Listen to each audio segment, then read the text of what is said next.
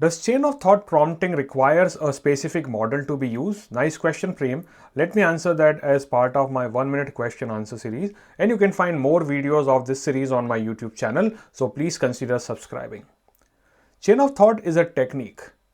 It works best with a set of a model which is large language model.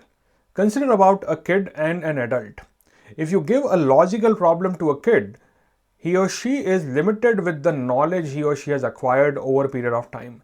Adult obviously would have acquired more knowledge in this period of time. So if logical or reasoning problems are there, probably an adult is able to make a better decision, and same applies in the model too. So chain of thought prompting works best with large model, but doesn't necessarily require a model to be fine-tuned for it. So it can be applied with any model, but its success rate is higher with your large language models.